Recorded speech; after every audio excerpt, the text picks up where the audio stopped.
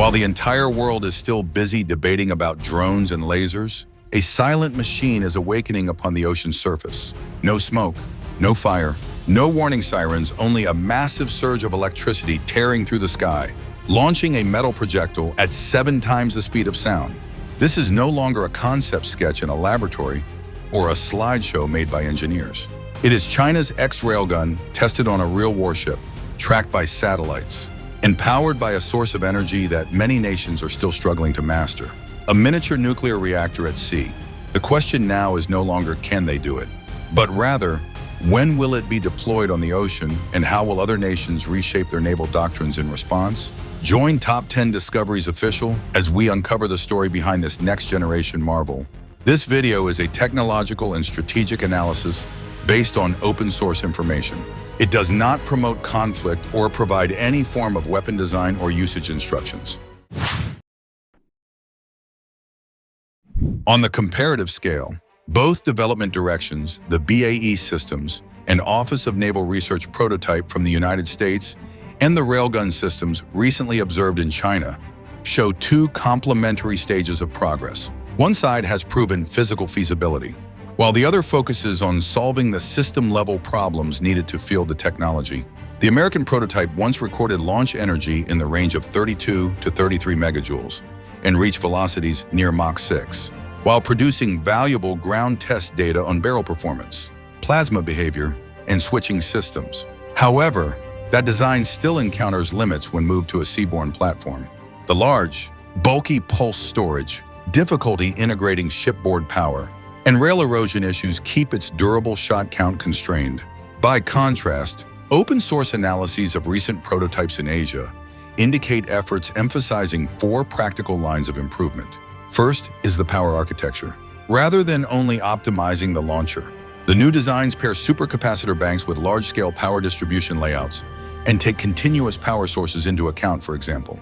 An energy framework compatible with a small modular reactor of approximately 30 to 40 megawatts, enabling the possibility of firing multiple rounds per hour instead of only a few test shots. Second is miniaturization and mechanical integration. Capacitor modules, cooling channels, and mechanical systems are arranged to fit existing deck space, reducing the need for structural alterations to the ship and increasing deployability. Third, barrel life is being addressed through new materials and architectures. High-temperature alloys, ceramic coatings, and twin armature structures aimed at reducing thermal erosion and plasma sputtering, if effective. These measures directly increase shots to failure and lower maintenance costs compared with erosion-prone prototypes. Fourth, sensor, artificial intelligence, and fire control systems are being synchronized from the design stage, shortening the latency from detection to launch a mission-critical factor when targets move at Mach-6 to Mach-7, approximately 4,600 to 5,300 miles per hour. Taken together, the potential advantage of the newer prototypes is not a single parameter, but their ability to sustain, integrate, and scale large and continuous reserve power, deck-compatible miniaturized form factors, rail materials that extend service life, and integrated fire control systems. It must be emphasized that all assessments are cautious, publicly available figures, and satellite observations differ from independent experimental proof. But if these system-level improvements are validated, they could move railguns from a proof of concept to a practically deployable capability, with higher firing rates, lower cost per projectile, and much greater operational readiness than early prototypes. The operating principle of an electromagnetic launcher lies at the intersection of fundamental physics and advanced system engineering. At its core, the mechanical energy transformation in a railgun originates from the Lorentz force, when a massive electric current flows through a conductor placed inside a magnetic field. The force acting on the conductor creates linear acceleration for the metal projectile positioned between the 2 rails. This phenomenon is expressed through basic physical equations, and its ultimate result can be represented by the kinetic energy formula E equals =1/2 mv squared, meaning that the supplied electrical energy is converted into the projectile's kinetic energy. To put this into perspective, a launch energy of 25 megajoules is roughly equivalent to 6.94 kilowatt hours. Reaching a velocity in the range of Mach-6 to Mach-7, approximately 4,600 to 5,300 miles per hour, requires enormous kinetic energy for each round. In modern design practice, many research teams pursue a dual-stage acceleration architecture to reduce mechanical stress and optimize energy efficiency. During the pre-acceleration phase, the projectile is given an initial velocity by methods not entirely dependent on the Lorentz force, for example. A plasma ignition chamber or a pneumatic system providing an initial boost and reducing the shock when electrical discharge begins. Then, in the main stage, two current-carrying rails generate a powerful magnetic field, and the Lorentz force continues accelerating the projectile to its target velocity. This two-stage configuration shortens the peak pulse duration on the rails and distributes energy more evenly, making it more compatible with structural materials. Typical reference parameters used in engineering analysis include launch energy per shot, often between 20 and 40 megajoules, or approximately 5.6 to 11.1 kilowatt-hours. Projectile mass ranging from a few dozen pounds, 10 to 50 pounds, or about 4.5 to 22.7 kilograms. And peak acceleration measured in multiples of gravitational force, often in the thousands of G in high-velocity experiments. These figures are purely illustrative. Helping visualize the scale-involved real-world application requires extensive verification. Technical consequences stem directly from these parameters. Barrel length influences the achievable change in velocity dV. Longer barrels allow smoother acceleration and lower pulse intensity per unit length. The pulse width and timing synchronization between the power source, switching system, and armature are critical. Even microsecond-level desynchronization can reduce efficiency or damage the rails. At the same time, challenges like thermal management, rapid heat dissipation, and erosion-resistant materials remain central issues for researchers. In summary, the dual-stage architecture represents an engineering solution that balances immense energy demands with material limitations. It offers a feasible path to reduce rail wear and optimize energy usage, while setting a new standard for coordination among power systems, switching mechanisms, and mechanical design in all modern electromagnetic launch technologies. At the heart of every electromagnetic launcher is an energy architecture engineered to accumulate, store, and release a very large amount of energy in an extremely short time. In practice, the pulse power subsystem determines the launcher's repeat fire capability, peak power, and operational stability. A single shot may require 20 to 40 megajoules of energy, roughly 5.6 to 11.1 kilowatt-hours. But the crucial factor is peak power. If that energy is dumped in 1 millisecond, the instantaneous peak power on a small scale reaches tens to hundreds of gigawatts. While at the system level, designers speak of peak power demands in the tens to several hundreds of megawatts over very short intervals. Common architectures include supercapacitor banks or hybrid ensembles combining supercapacitors with flywheels and high-energy batteries, all tied into pulse modulators and heavy-duty switching networks. Supercapacitors are favored for their fast discharge capability and high charge-discharge cycle life, but they come with an ESR equivalent series resistance and finite service life constraints. Key operational metrics to design for are energy per shot megajoules converted to kilowatt-hours, peak power megawatts, firing cadence shots per minute, and recharge time seconds. The system must recharge rapidly without degrading capacitor lifetime. Switching is the operational heart. Conventional solid-state switches, such as insulated gate bipolar transistors or thyristors, can carry very large currents and are rugged. Yet they are limited in switching speed and suffer conduction losses. Advanced proposals explore superconducting switches or switching devices based on superconducting materials to reduce losses and increase on-off speed. However, superconducting solutions require complex cryogenic systems. Choosing a switch technology is a trade-off among switching speed, energy losses, reliability, and maintenance burden. Thermal management and circuit protection are non-negotiable. Large energy discharges produce instantaneous heating in capacitors and switching elements. Therefore, liquid cooling systems, heat dissipation manifolds, and carefully designed electrical bus distribution are necessary to avoid thermal bottlenecks. Module balancing across capacitor banks prevents local overloading and extends service life. Design must optimize parameters such as equivalent series resistance, ripple current tolerance, and cycle life. Operational safety is paramount. Interlocks must prevent firing under unsafe conditions. Safe dump mechanisms must exist for fault conditions. and protections must guard against inadvertent discharges. Large energy dumps also generate significant electromagnetic interference. So EMI and EMC measures shielding, grounding, and filtering are essential to protect onboard radar and other electronics. Finally, transferring pulse power from the laboratory to a mobile platform presents logistical challenges. Size, mass, operational safety, and maintenance costs all matter. The engineering trade space between stored energy, recharge speed, and durability is the deciding factor for whether a launcher becomes practical outside test ranges. Optimizing that balance is the key to turning a lab prototype into a deployable pulse power system.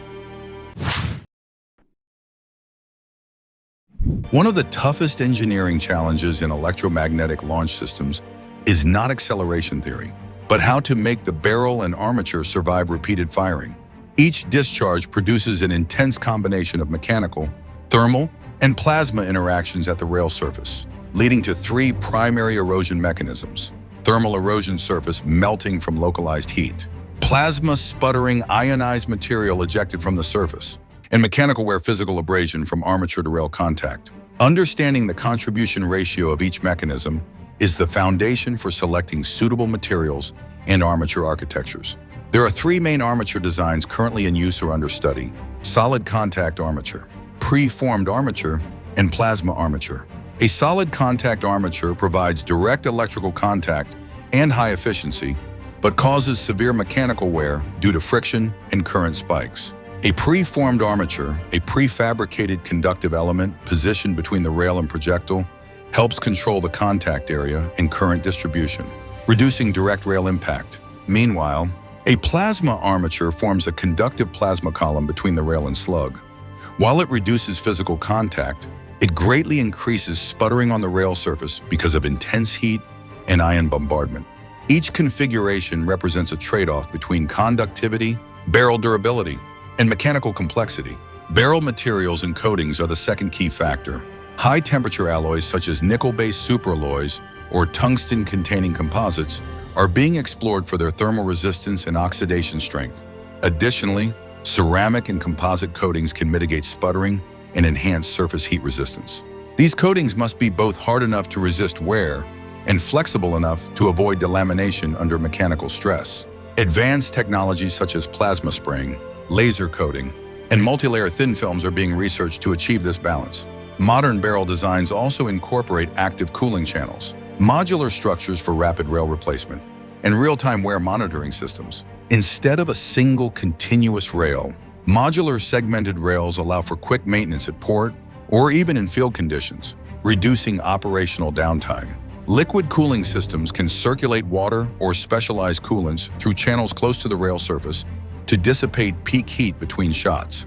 The shots to failure metric, the number of rounds fired before rail replacement, depends heavily on material choice, armature structure, and discharge profile. In published tests and open analyses, this figure varies widely, from only tens of shots with non-optimized materials and coatings to several hundred when advanced cooling and materials are applied. The logistical consequences are clear.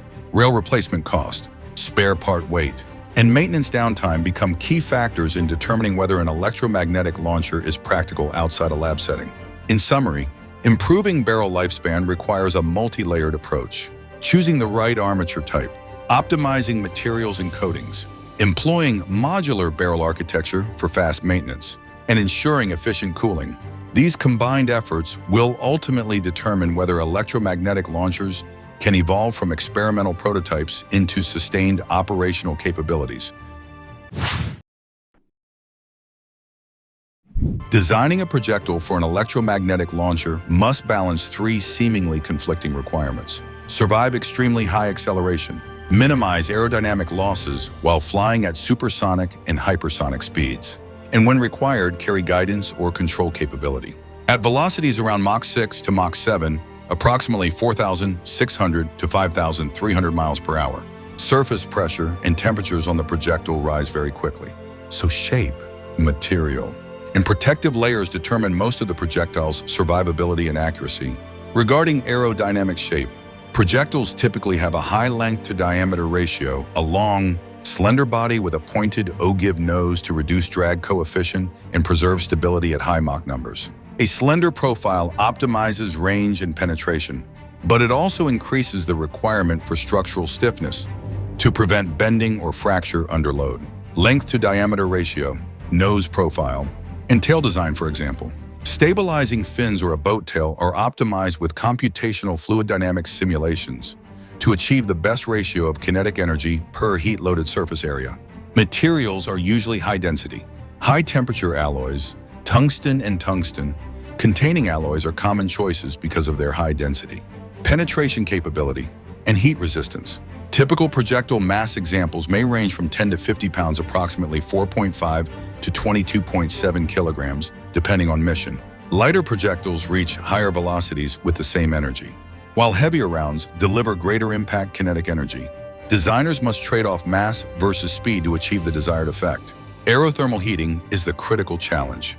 At Mach-7, the compressed air layer forms an intense heat barrier that can raise surface temperatures to thousands of degrees in a short time. Solutions include ablative coatings, ceramic thermal barriers, or multi-layer surface coatings to spread heat and reduce surface erosion. Internal structure must also be arranged so heat does not weaken joints and cause fragmentation. Guidance capability faces strong technical limits. Launch accelerations on the order of thousands of G destroy many conventional electronic systems. Therefore, for small trajectory corrections, designers rely on mechanical microactuators, load-bearing finlet structures, and a reinforced inertial navigation system. Full guidance suites, such as the Global Positioning System or Seekers, may be limited by the initial acceleration. Consequently, many designs favor pre-launch guidance planning combined with small in-flight corrections once the projectile reaches stable velocity. Telemetry and seeker operation under extreme conditions create further survivability challenges. Antennas, wiring, and receivers must be mechanically reinforced and thermally shielded. And electronics must be miniaturized and qualified for high-G survivability. Additionally, radio frequency signals must contend with heavy interference from the plasma sheath that forms around a projectile at very high speed. In practice, railgun projectile design is a systems engineering problem. Aerodynamics, materials, thermal protection, and guidance must be synchronized to meet performance goals. Advances in high-temperature composite materials, micro-scale structural reinforcement, and ultra-miniature electronics are opening possibilities for including limited guidance features while still surviving the harsh acceleration environment. An electromagnetic launcher becomes truly useful only when its eye, brain, and hand operate in concert. Detect a target, fix its position accurately, compute a firing solution, and trigger the energy source within a tightly limited time window. Here, the sensor suite and fire control act as the bridge between situational awareness and high-energy action, demanding very low latency, high reliability, and the ability to operate in a high electromagnetic noise environment. On the sensor side, a multi-source configuration is the norm. An active electronically scanned array radar provides long-range detection and tracking, delivering Doppler velocity and position data. Electro-optical and infrared sensors supplement at medium ranges to improve target identification. Light detection and ranging may be considered for precise short-range ranging, and distributed sensor networks, buoys, uncrewed aerial vehicles, and satellites can offer an early warning layer. Each sensor type has different measurement errors, so sensor fusion is required to merge data and reduce uncertainty. The critical issue is the latency budget, allocating time for each step in the chain from detection to track to solution computation to launch. For supersonic and hypersonic targets, the reaction window shrinks dramatically. A target flying at Mach 6 to Mach 7 can close tens of miles in only a few tens of seconds. Therefore, the total time from initial detection to launch command often must fit within hundreds of milliseconds to a few seconds. Depending on the scenario, to meet that constraint, computational elements must operate in parallel. Preliminary processing runs on the radar. Tracks are streamed to the fusion center. Predictive tracking algorithms run on dedicated hardware such as field programmable gate arrays and application-specific integrated circuits to reduce jitter. And the fire control system outputs a firing solution with the required angular precision and exact timing. On the algorithmic side, beyond extended Kalman filters and particle filters used for nonlinear tracking, machine learning and artificial intelligence play roles in track association, target classification, and attack solution optimization in complex environments. Machine learning can improve detection and classification in noisy conditions, but requires verification mechanisms, explainability, and robust training to avoid erroneous commands in anomalous situations. The system must evaluate confidence measures before permitting the fire control to activate the energy source. Synchronization between fire control and pulse power is exacting. Launch commands to the switching network must meet time accuracy at the microsecond level to coordinate pulse width and avoid coupling. Induce disturbances. Consequently, designs employ highly accurate reference clocks, atomic or global navigation. Satellite system discipline clocks, deterministic timestamping, and real-time operating systems. Physical and software safety interlocks must prevent firing when track quality, platform structural state, or power status do not meet required thresholds. Finally, system safety and hardening against interference are indispensable. Designs must include EMI and EMC hardening, secure data network architectures, and human-in-the-loop or human-on-the-loop intervention policies to meet legal and ethical operation standards. In short, sensor fusion and fire control are the layers that convert massive stored energy into meaningful effects. The effectiveness of the whole system depends on rapid detection, precise computation, and synchronization of the firing instant within a very tight time window. Taking an electromagnetic launcher out of the laboratory and onto a mobile platform is a multi-layered systems engineering problem where mechanical, electrical, and thermal domains must coordinate precisely. The first focal point is a thrust load bearing structure. Each firing generates significant recoil and concentrated torque on a deck or chassis. On a ship, this requires a reinforced deck plate, dedicated supports, and a load distribution frame to prevent deformation. The installation volume and force transfer zone must be sized comparable to other heavy weapon systems, often occupying tens to hundreds of cubic feet depending on the configuration. On a land mobile vehicle, the platform needs a load-bearing frame with a low center of gravity and a suspension system sized to ensure stability both in transit and during operations. Next comes the power and energy management block. Pulse storage systems such as supercapacitor banks and the associated control hardware occupy substantial area and mass. They should be placed near the launcher to reduce bus losses and must include safe operational arrangements. Peak power for a single shot can demand tens of megawatts in an instant.